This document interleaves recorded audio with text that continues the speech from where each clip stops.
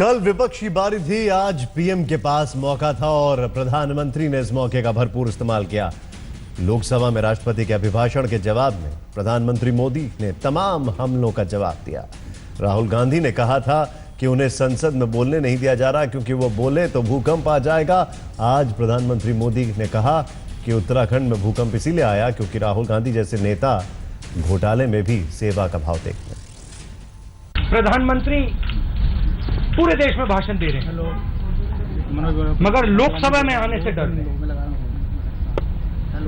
House में है, मगर लोकसभा में बैठने को तैयार नहीं। Basically, you are saying you are going to prove in the parliament. 100%. If they allow me to speak in parliament, you will see what an earthquake is going to come. क्या वजह है? लेकिन आखिर भूकंप आ ही गया।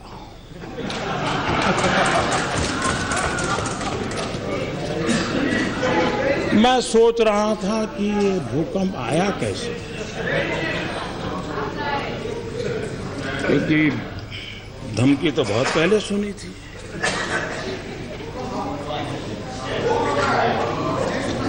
कोई तो कारण होगा कि धरती मां इतनी रूठ गई होगी। मोदी जी ने अंग्रेजी में SCAM दिया, मैं भी उनका जवाब दे देता हूं कि इस SCM का मतलब क्या है। S का मतलब सेवा, सर्विस, गरीब लोगों के लिए।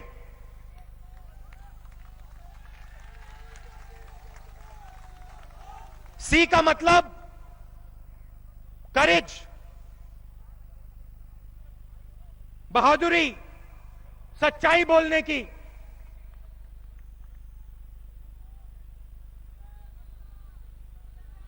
A का मतलब एबिलिटी, वायदे पूरे करने की क्षमता, और M का मतलब मॉडेस्टी, इस बात को मानना कि सब में कुछ ना कुछ कमी होती है। मैं सोच रहा था कि आखिर भूकंप आया क्यों। जब कोई स्कैम में भी सेवा का भाव देखता है, स्कैम में भी नम्रता का भाव देखता है, तो सिर्फ मां नहीं, धरती मां भी दुखी हो जाती है और तब जाकर के भूकंप आता है। लेकिन प्रधानमंत्री ने शुरुआत की एक ऐसे बयान से जिसको लेकर कई सवाल खड़े हो गए, और वो बयान था जिस तरीके से उन्होंने राहुल गांधी के भूकंप वाले बयान का जिक्र किया, उसे जोड़ा उत्तराखंड में जो कल रात में भूकंप आया था, जिसको लेकर काफी चिंता थी और गनीमत रही उससे कोई नुकसान नहीं हुआ, उसको जिस तरीके से जोड़ा। हमारे साथ हमारे खास मेहमान जुड़ चुके हैं। सबसे पहले आपको बता दें, हमारे साथ हैं राकेश सिन्हा जी, RSS के चिंतक हैं, आइडियोलॉग हैं। हमारे साथ प्रियंका चतुर्वेदी हैं जो कि कांग्रेस की नेता हैं। हमारे साथ सुधांशु त्रिवेदी अभी जुड़ने वाले हैं, बीजेपी के नेता। हमारे साथ राजीव राय जुड़ने वाले हैं जो कि सपा के नेता है। लेकिन सवाल मेरा सुधांशु जी से है पहले, लेकिन अभी वो आने वाले हैं, लेकिन इसलिए शुरुआत करते हैं राकेश जी से। राकेश जी, राहुल गांधी का बयान भूकंप को लेकर, उससे पहले एक सांकेतिक संवेदना, एक संकेत, एक काम के तौर पर काफी NDRF की टीमें वगैरह कर दी गई, लेकिन उसके बाद क्या जरूरी था कि प्रधानमंत्री भूकंप का रेफरेंस, एक प्राकृतिक आपदा का रेफरेंस उस चीज से जोड़ते जिससे राहुल गांधी का स्टेटमेंट था, यह व्यंग कुछ ज्यादा संवेदनहीन नहीं था? देखिए, ये एक राजनीतिक रूप से कांग्रेस को दिया गया जवाब था। राहुल गांधी ने पूरे विपक्ष की गरिमा को किस स्तर तक ले गए, पार्लियामेंट्री डेमोक्रेसी को। संसद से बाहर ये कहते हैं कि यदि मैं संसद में बोलूंगा तो देश में भूकंप आ जाएगा, यानी पूरी राजनीतिक व्यवस्था हिल जाएगी। तो देश प्रतीक्षा कर रहा था कि सचमुच लोकतांत्रिक व्यवस्था में यदि विपक्ष कोई महत्वपूर्ण आरोप लगाता है तो उसको आरोप लगाना चाहिए, उसको खुलकर सामने आना चाहिए। लेकिन जब राहुल गांधी ने ऐसा कोई बयान नहीं दिया, ऐसा कोई आरोप नहीं लगाया, तो ऐसा लगा जैसे पार्लियामेंट्री डेमोक्रेसी का एक बचपना होता है, जैसे बच्चे एक दूसरे को कहते हैं ना कि मैं चांद और तारे ले आऊंगा, उस तरह से राहुल गांधी बात कर रहे थे। आज प्रधानमंत्री ने उसी को एक रिटोरिक रूप से कहा कि जिस भूकंप की बात करते हो भूकंप तो आ गया। तो एक रिटोरिकल राहुल गांधी क्या ये आप जो स्टेटमेंट दे रहे हैं, मैं अभी जीवन नरसिम्हा राव इस वक्त हमारे साथ जुड़ चुके हैं, बीजेपी के। सुधांशु जी नहीं है। सर, आपका स्वागत इस शो में। सवाल यह है कि हम बात कर रहे हैं, प्रधानमंत्री ने एक स्टेटमेंट दिया भूकंप के लिहाज से, एक प्राकृतिक आपदा, और उससे राहुल गांधी के स्टेटमेंट को जोड़ दिया। क्या यह व्यंग संवेदनहीन था, यह सवाल है। और क्या यह व्यंग तब भी किया जाता अगर भगवान ना करे कल कोई बहुत बड़ी घटना हो जाती, कई लोगों की मृत्यु हो जाती? निशांत जी, इसका वक्रीकरण नहीं किया जाए, क्योंकि प्रधानमंत्री जी सिर्फ वो बात याद दिला रहे थे जो राहुल गांधी ने खुद मीडिया के सामने बहुत बड़े दावा करके कहा था, और बाद में वो उस बात से मुकर गए और जिस प्रकार के बयान किए वो बहुत ही पुरानी मीडिया में, पुराने जो सुप्रीम कोर्ट में जो केस चल रहा था जिसमें कोई दम नहीं था, जिसको लेकर सुप्रीम कोर्ट ने पहले ही कह चुका था कि इसमें कोई तथ्यहीन केस है, और इसलिए उनको आज प्रधानमंत्री जी राहुल गांधी को एक्सपोज कर रहे थे, कांग्रेस पार्टी को, और उनके बड़े बड़े जो दावे कर रहे थे मल्लिकार्जुन खड़गे जो कहे थे कल, उनको लेकर के प्रधानमंत्री जी का वक्तव्य था। और मैं समझता हूं इस वक्तव्य में बिल्कुल सच्चाई है। इसमें सिर्फ कांग्रेस पार्टी के पास कहने के लिए कुछ नहीं बचा है। जो इमरजेंसी इस देश में लागू की है, जिस पार्टी ने अपने परिवार के फायदा के लिए पूरा इस पार्टी को इस्तेमाल किया, देश को इस्तेमाल किया, राजनीति को एक तरह से इस्तेमाल किया है, ऐसे परिवार ये दावा करें वो देश हित में और राष्ट्र के हित में उन्होंने काम किया है, ये मानने के लिए कोई तैयार नहीं है। और कांग्रेस के अंदर जो एक चमचागिरी की जो माहौल है, ये नेताओं के लिए एक साइकोफेंसी का जो माहौल है, वो उसके कारण ऐसे लोग बयान दे सकते हैं। खड़गे जी जैसे बड़े नेता जिसका मैं सम्मान करता हूं, ऐसे नेता जब ऐसे चापलूसीगिरी करने लगते हैं तो ऐसे उनको उनके आईने में दिखाना पड़ता है कि कांग्रेस की और उस परिवार की क्या हकीकत है। सर, आप देश सेवा की बात कर रहे हैं, एक मिनट, मैं आपके पास वापस आ रहा हूं। एक मिनट, आपने देश सेवा की बात की है, आपने आईना दिखाने की बात की है। जिनको आप आईना दिखाने की कोशिश कर रहे हैं उस पार्टी की यहां पर हमारे साथ प्रवक्ता प्रियंका चतुर्वेदी मौजूद है। प्रियंका, आपका रिएक्शन इस पर? देखिए, मैंने दोनों जन को सुना, एक राष्ट्रीय स्वयंसेवक संघ के जो संघ के विचारक हैं और जो बीजेपी के स्पोक्स पर्सन हैं, दोनों एक ही बात कर रहे थे। पर एक चीज़ कहूँगी, आज जब मैं प्रधानमंत्री को सुन रही थी उससे बहुत स्पष्ट हो गया है कि एक मुहावरा है हिंदी में, खिसियानी बिल्ली खंबा नोचे। एक प्रधानमंत्री जिनने अपनी गरिमा को इतना गिराया है, अपनी पद की गरिमा को इतना गिराया है, वो शायद पहले प्रधानमंत्री होंगे, नरेंद्र मोदी जी। वो शायद देख रहे हैं कि 5 राज्यों में जो चुनाव आ रहे हैं उसमें जो नोटबंदी के पीछे जो उनका बुरा हाल होने वाला है और भारतीय जनता पार्टी जिस तरीके का हार सामने देखती हुई नजर आ रही है, तो वो खिशानपट आज उनकी पार्लियामेंट में दिखी। आप हमारे परिवार की बात कर लें तो हम एक परिवार, आज खुद ने प्रधानमंत्री ने कहा कि हमारा परिवार जो संघ परिवार के खुद विचारक रहे हैं, संघ परिवार से जुड़े हुए हैं, वो आजादी की लड़ाई में लड़ा ही नहीं था। तो जिस तरीके से उन्होंने जो लोग आजादी की लड़ाई में शहीद हुए हैं उनका मजाक बनाया है, वो प्रधानमंत्री की सोच दर्शाता है और राष्ट्रीय स्वयंसेवक की क्या सोच है, विचारधारा है, उसको दर्शाता है। दूसरी चीज, आप कितना भी परिवार को अटैक कर लीजिए, कितना भी फ्रीडम फाइटर्स को अटैक कर लीजिए, हमने इशू पे आपसे बात की थी। हमने आपसे पूछा था कि नोटबंदी के बाद कितना काला धन वापस आया, अब तक आप उसका जवाब नहीं दे पा रहे हैं। हमने पूछा कि अर्थव्यवस्था में क्या इसका योगदान रहा है या क्या गिरावट आएगी जीडीपी में, वो आप जवाब नहीं दे पा रहे हैं। कितने लोगों की नौकरियां गई हैं उसका जवाब नहीं दे पा रहे हैं। आप ये नहीं बता पा रहे हैं कि रूरल जो रिवर्स माइग्रेशन हो रहा है उससे कितनी दिक्कतें हो रही हैं, वो आप नहीं बता पा रहे हैं। आप ये नहीं बता पा रहे हैं जितने लोग वहां पे मरे थे उनको किसी तरीके का मुआवजा देंगे कि नहीं। प्रधानमंत्री ये तक नहीं बता पा रहे हैं किस किस से उन्होंने बात की थी नोटबंदी के बारे में, किस तरीके से नोटबंदी का फायदा होगा देश को ये डिसीजन लेने से पहले। तो ये आप कुछ सवाल यहाँ पर खड़े कर रही हैं, एक मिनट, आपने कुछ सवाल खड़े किए हैं। राकेश जी मेरे साथ हैं, जीवन नरसिम्हा राव इस वक्त हमारे साथ हैं, रखे सामने। राकेश जी, क्या बात है, जब सवाल पूछे जाते हैं कि कितना आया तो ये बोला जाता है कि कितना गया, कितना आया, लेकिन उसके जवाब क्यों नहीं दिए जाते? प्रियंका, एक सेकंड। राकेश जी, एक तथ्य तो प्रधानमंत्री ने कांग्रेस को प्रत्युत्तर में कहा कि 1988 में आपने बेनामी के बारे में कानून बनाया और इतने सालों के बाद आपको बेनामी संपत्ति की याद आ रही है। जो आज बेनामी संपत्ति पर कार्रवाई हो रही है, कांग्रेस घबरा रही है। एक और बात मैं कहना चाहता हूँ आज के भाषण के बारे में। विपक्ष जब से 2014 में सरकार बनी तब से निराशावाद, हताशा और मायूसी का वातावरण देश में बना रहा है, जिसमें विपक्ष जो संसद में है, जो संसद से बाहर बीजेपी और संघ के विरोधी कर रहे जी। हैं। आज प्रधानमंत्री ने उसको जवाब दिया है और करारा जवाब दिया है। मुझे लगता है निराशावाद से बाहर निकालने का जो काम प्रधानमंत्री कर रहे हैं वो सराहनीय है। और राहुल गांधी को बताना चाहिए कि जिस भूकंप की बात उन्होंने कही थी, पूरी देश सर पूरी दुनिया आपको एक प्रतीक्षा कर मिनट, मुझे ब्रेक लेना जरूरी है। प्रियंका, मैं आपके पास वापस आ रहा हूं, लेकिन सवाल खड़ा ये होता है यहां पर कि क्या एक दूसरे को गिनाने की होड़ में ये भूल रहे हैं कि आखिर देश कहां जा रहा है? क्योंकि सबसे बड़ा सवाल ये है, जो सबसे बड़ा मूल सवाल ये है कि आखिर किसने क्या क्या किया है, उसके फैक्ट सामने कब आएंगे। ब्रेक के बाद आपका एक बार फिर स्वागत है। हमारे दो खास मेहमान और जुड़ चुके हैं हमारे साथ। सुधांशु त्रिवेदी जी आ चुके हैं हमारे साथ और राजीव राय जी आ चुके हैं हमारे साथ। आप दोनों का स्वागत है। लेकिन इसके साथ हमारे और मेहमान भी मौजूद हैं, प्रियंका चतुर्वेदी और राकेश सिन्हा जी भी। राष्ट्रपति के बजट अभिभाषण पर चर्चा के दौरान प्रधानमंत्री ने कांग्रेस पर जमकर निशाना साधा। संसद में आज प्रधानमंत्री मोदी अलग अंदाज में देखने को मिले। जब तक जियो मौज करो, जियो, हाँ? जब तक जियो मौज करो।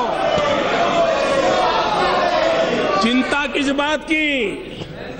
कर्ज करो और घी पियो। उस जमाने में संस्कार दे लिए घी कहां भाई, भगवत मान, नहीं तो और कुछ पीने का कहते हैं।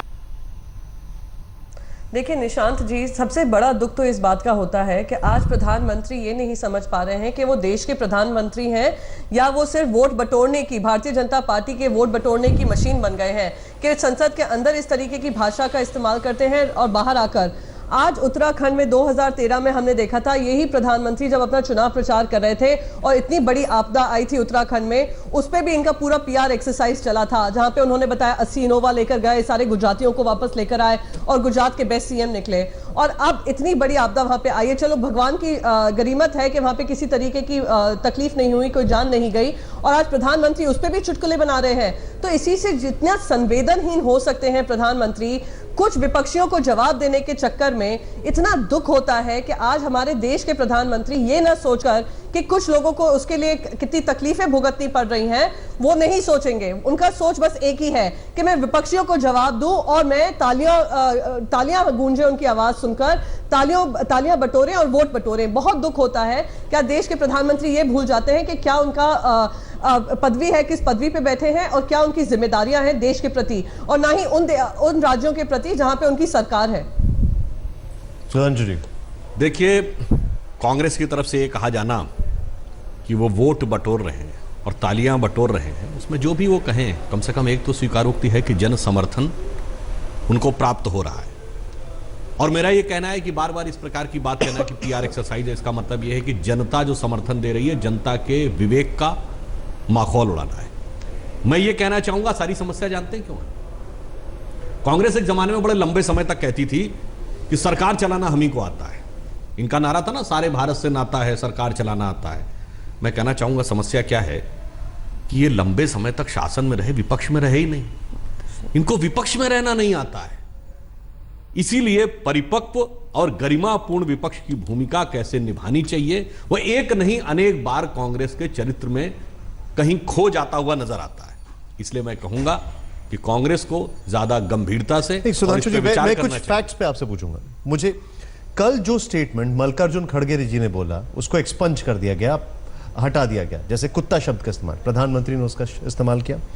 मैं यहां से ये पूछ रहा हूं सबसे पहले कि सबसे पहले मैंने पूछा कि आप थे नहीं उस वक्त, भूकंप को लेकर क्या उसका रेफरेंस पॉइंट ठीक था? आज प्रधानमंत्री ये कहते हैं कि कर्ज करो और घी पियो, क्या अब विदेशों से कर्ज लेना बंद कर देंगे? फैक्ट्स की अगर बात की जाए, आपने ये गिना दिया कि उनके टाइम पे कितने कानून बदलाव हुए थे, लेकिन अभी तक कोई ये बताने में कामयाब नहीं हो पाया कि आपको कितना पैसा आया है, कितना काला धन आया है। फैक्ट्स पे आप खामोश हैं, लेकिन उनको काउंटर कर रहे हैं और ऐसी चीजें कर रहे हैं जो चीजें पार्लियामेंट में अनपार्लियामेंट्री। तो जिस प्रकार के परिवर्तन देश में आ रहे हैं और जिस प्रकार की परिस्थितियां बदल रही हैं, मेरा पुनः यह कहना है, जो लोग आरोप लगा रहे हैं उनको देखिए, अभी जो आपने दिखाया भगवत मान जी बोल रहे थे, ये तो उस विचारधारा को रिप्रेजेंट करते हैं जो राजनीति में आने से पहले क्या बोलते थे, सारी संसद चोर है। जिन्होंने संवैधानिक व्यवस्था, गरिमाएं, गणतंत्र दिवस के दिन प्रदर्शन करना सब कुछ रखा, वो लोग आज आकर इस प्रकार की टिप्पणी करें किस पे? अरे एक बड़ा स्वाभाविक सा भारतीय इतिहास और संस्कृति का उदाहरण है जिसे आकर कोट कर दिया, तो उसको लेकर उन्हें आपत्ति नजर आ रही है। और मैं कहूंगा भारत के राजनीतिक इतिहास में सर्वाधिक अपमानजनक, अभद्र और अशिष्ट शब्दों का प्रयोग यदि कांग्रेस पार्टी के द्वारा किसी एक नेता के लिए किया गया है रिसेंट हिस्ट्री में, तो श्री नरेंद्र मोदी के लिए किया गया। राजीव जी, आपका रिएक्शन, सपा से हमारे साथ हैं, आपका क्या रिएक्शन है इस पर? निशांत जी, निसंदेह रूप से याद दिलाए सोनिया गांधी जी के बारे में भी कितनी अभद्र टिप्पणी। प्रियंका एक मिनट रुक जाइए आप। सुब्रमण्यम स्वामी से लेकर बाकी इनके प्रियंका एक मिनट रुक जाइए आप। एक मिनट जवाब दे, आपने बोल लिया, आपने प्रियंका आपने बोल लिया, एक मिनट रुक जाइए आप याद दिला दीजिएगा। एक मिनट रुक जाइए जरा, राजीव जी अपना जवाब। क्योंकि अगर गलत बात कहेंगे तो इनको करेक्ट करना जरूरी है। प्रधानमंत्री जी सिर्फ भारतीय जनता पार्टी के नहीं है, मेरे भी प्रधानमंत्री हैं, पूरे देश के प्रधानमंत्री हैं। लेकिन प्रॉब्लम यह है कि भारतीय जनता पार्टी और सरकार, पूरी की पूरी सरकार जुमलाइटिस की नामक एक बीमारी से ग्रस्त है। जब इनको तथ्यों के साथ आना चाहिए, जब इनको फैक्ट्स बताना चाहिए, तो दूसरों के ऊपर व्यंग बाण छोड़ना, दूसरे का मजाक उड़ाना, माखौल उड़ाना, जुमले पढ़ना। अब फैक्ट्स वाइज जाए तो इन्होंने ये नहीं बताया कि काले धन से कितना पैसा आया, कितना टैक्स हुआ। अगर 15 लाख करोड़ रुपया अगर था और 13 लाख प्लस आ गया, 13 लाख 100 करोड़ आ गया, तो उसमें काला धन कहाँ गया? आपने स्वच्छ भारत की बात की। मैं बहुत बड़ी बड़ी बातें नहीं करूंगा। प्रधानमंत्री जी के संसदीय क्षेत्र का 80 घाट को जाकर देख लीजिए। राजनाथ सिंह ने जिस गांव को गोद लिया, जाकर वहां शौचालय के हाल देख लीजिए। इन्होंने ये नहीं बताया कि स्वच्छ भारत के नाम पर अपने फोटो छपवाने में कितना पैसा खर्चा किया। इन्होंने नोटबंदी से कितने लोग बेरोजगार हुए, कितने मध्यम और छोटे छोटे रोजगार बंद हुए, उसके बारे में कुछ नहीं कहा। जब प्रधानमंत्री का फोकस मैं से शुरू होता है, बोलते हैं कि 70 सालों में ऐसा नहीं हुआ। आपने यहाँ पे कई सवाल, एक बार में कई सवाल खड़े किए। ऐसा प्रधानमंत्री भी नहीं एक मिनट, कई सवाल खड़े किए आपने। मैं सुधांशु जी से इनका जवाब लूंगा एक छोटे से ब्रेक के बाद। ब्रेक के बाद आपका एक बार फिर स्वागत है। सुधांशु जी, राजीव जी ने सवाल किया और सवाल यह था सीधे सीधे कि जुमलों में तथ्य हैं वो खो जा रहे हैं, दब जा रहे हैं।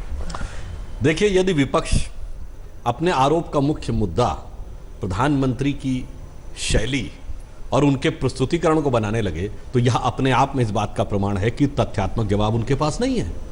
अन्यथा उन्हें तथ्यों को लेकर आक्रमण करना चाहिए था कि यह सही है, यह गलत है, यह हुआ है या नहीं हुआ है, क्योंकि तमाम चीजें ऐसी हैं जो कि बहुत स्पष्ट रूप से हमारे सामने आ रही। बात अभी काला धन का उन्होंने पूछा ना कि क्या जवाब है, इस पर मैं जवाब देता हूं। पहली बात, अभी काले धन की नोटबंदी की जो प्रक्रिया है, अभी जमा करने की तिथि रिजर्व बैंक में 31 तक है, और जो पैसा आ गया है बैंक में वो नाम पते के साथ आया है। उसमें अभी कितना काला है, कितना सफेद, यह निर्धारण की प्रक्रिया चल रही है। सारा का सारा पैसा जो बैंक में आ गया, यह मान लेना कि वह सफेद हो गया यह उचित नहीं है। इसलिए वह प्रक्रिया पूर्ण होने के बाद देश के सामने यह स्थिति सामने आएगी। और मजेदार बात यह है कि अगर वो लोग जिन पे काले धन के सबसे बड़े भारी भारी आरोप हैं, जिनके दोनों पार्टियों के प्रथम परिवार के लोग बगैर कुछ किए धरे 3 पीढ़ियों से सैकड़ों करोड़ के मालिक हैं, वो लोग यदि हमारे ऊपर यह आरोप लगाएं, तो ये तो कुछ वो हिंदी कहावत है ना, शब्द मत दीजिएगा कि उल्टा चोर कोतवाल को डांटे। देखिए, मैं इतना ही कहूंगा कि सत्ता परस्ती विपक्ष का आधार बन गया है और सत्ता परस्ती के कारण विपक्ष देश के माहौल को खराब कर रहा है। मैं इतना ही मानता हूं, ये विकास का, देश में संस्कार का, दोनों को विपक्ष ने खराब किया संयुक्त रूप से। आज उस सत्ता परस्ती की जगह समाज परस्ती की जरूरत है। मुझे लगता है प्रधानमंत्री ने अवमूल्यन नहीं किया। जो संसद में शराब पीकर जाते हैं वो अवमूल्यन करते हैं कि जो उन पर टिप्पणी करता है वो करता है। चारवाक के सिद्धांत का वर्णन करना यदि अवमूल्यन है, तो भारत की संस्कृति के प्रति इनके मोह को मैं देखता हूँ। ये किस तरह की बातें करते हैं। प्रधानमंत्री ने उस चारवाक को याद दिलाया, उस जिस चारवाक से देश निकल कर बाहर आया। मैं रोकूंगा अपने सभी गेस्ट को। यहां पर सवाल ये खड़ा हो रहा है कि जो भाषा शैली थी क्या वो बेहतर हो सकती थी? एक दूसरा जो तथ्य है, क्या अपने तथ्य इस सरकार की तरफ से सामने रखे जाएंगे? संसद का सत्र बड़ा लंबा है, देखना होगा कि इसमें क्या क्या सामने आएगा। अभी वक्त एक ब्रेक।